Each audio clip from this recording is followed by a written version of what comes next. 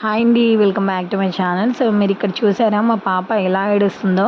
So అసలు ఎందుకు ఏడుస్తుందో తెలుసా? వాళ్ళ డాడీ కోసం ఏడుస్తుందనమాట. వాళ్ళ డాడీ ఇప్పుడే ఆఫీస్కి అయితే వెళ్ళారు. తనైతే కొంచెం మంచం పైన ఎగురుతూ ఎగురుతూ కింద పడింది. సో వెంటనే ఇంకా ఏడుపు అయితే స్టార్ట్ చేసేసింది. డాడీ కావాలి, డాడీ కావాలి, డాడీని రమ్మని చెప్పు అనేసి బాగా ఏడ్చేస్తుంది. ఇంకా మా హస్బెండ్ అయితే ఇంకా లంచ్ టైంకి వస్తారు. నేనైతే చెప్పాను, డాడీ ఆఫ్టర్నూన్కి వచ్చేస్తారు, నువ్వు ఏడవకమ్మా అని చెప్పాను. అయినా కూడా వినట్లేదనమాట.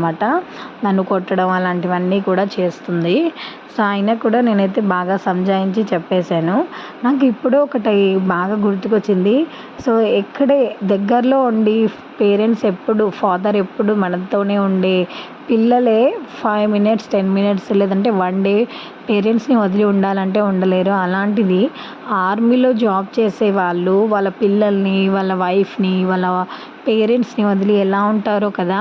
నిజంగా ఆ పిల్లలు కూడా పేరెంట్స్ కోసం, ఫాదర్ కోసం ఎంతగా ఏడుస్తారో.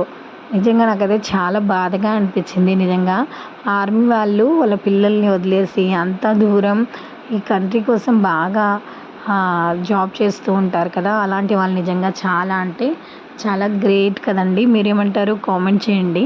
సో అలాంటి వాళ్ళకి దేవుడు మాత్రం చాలా ధైర్యాన్ని ఇస్తాడు. అలాంటి పిల్లలు చాలా ధైర్యవంతులనే చెప్పుకోవాలి. ఎందుకంటే ఫాదర్ని వదిలేసి 2 మంత్స్ 3 మంత్స్ ఉంటారు.